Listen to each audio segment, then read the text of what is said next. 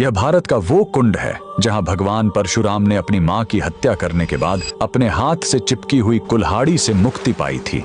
यह कहानी है महान ऋषि जमदग्नि और उनकी पत्नी पतिव्रता रेणुका की। कहते हैं रेणुका हर दिन नदी से कच्चे घड़े में पानी लाती थी और उनके सतीत्व के बल से वह घड़ा टूटता नहीं था। उनके 5 पुत्र थे जिनमें सबसे छोटे थे विष्णु अवतार परशुराम। एक दिन रेणुका ने नदी में कुछ गंधर्वों स्वर्ग के संगीतकार को जल क्रीड़ा करते देखा। उन्हें देखकर एक पल के लिए उनका मन मोह में पड़ गया और उसी क्षण उनके सतीत्व का बल टूटा और कच्चा घड़ा टूट गया। जब वो आश्रम लौटी तो ऋषि जमदग्नि ने अपने योग्य बल से जान लिया कि उनका मन भटक गया था। वो इतने क्रोधित हुए कि उन्होंने अपने पुत्रों को आज्ञा दी, अपनी मां का वध कर दो। जब चारों बड़े भाइयों ने मना कर दिया तो क्रोधित पिता ने उन्हें तुरंत पत्थर बन जाने का श्राप दे दिया। इसके बाद परशुराम ने पिता की आज्ञा को अपना धर्म समझा। उन्होंने भारी मन से अपनी कुल्हाड़ी उठाई और अपनी ही मां का सिर धड़ से अलग कर दिया। उनकी आज्ञाकारिता से प्रसन्न होकर जमदग्नि ने वरदान मांगने को कहा। परशुराम ने तुरंत अपनी मां को फिर से जीवित करने और साथ ही पत्थर बन चुके अपने चारों भाइयों को भी मुक्त करने का वर मांग लिया। सब फिर से जीवित हो गए, मानो कुछ हुआ ही ना हो। लेकिन कहानी यहीं खत्म नहीं हुई।